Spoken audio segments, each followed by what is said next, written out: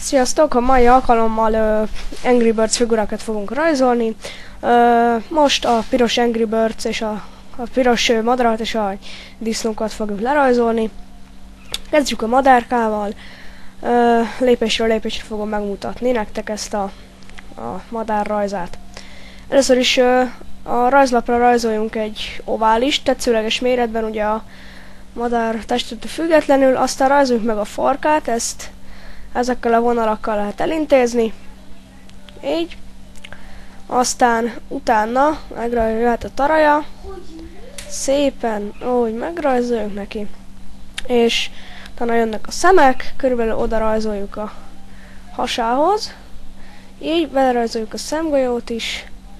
Aztán jöhet a szemöldöke, azt egy ilyen V betű alakkal lehet elintézni, majd rajzoljuk meg a csőrét, ami szimplán egyszerű, aztán jöhetnek a testére a körök. Oké, a piros madár kész is van, színezzétek itt tetszőlegesen. Oké. Aztán a következő, az a malac lesz. Helyezem a lapot, hogy lássassátok. Így. Oké. Elsőként itt is egy kört kell rajzolni, csak hogy itt hagyjunk egy üres részt, ahova a malac füleit tudjuk majd berajzolni.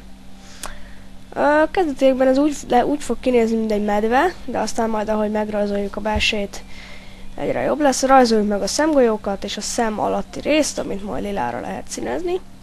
Itt is szemgolyó, bele a fekete. Így. Aztán oda bele a szeme, helyett az orra, bocsánat, az orruka és a szája. Hát ennyit szerettem volna említeni a videóban, ugye itt a kis malacunk, amit most rajzoltunk.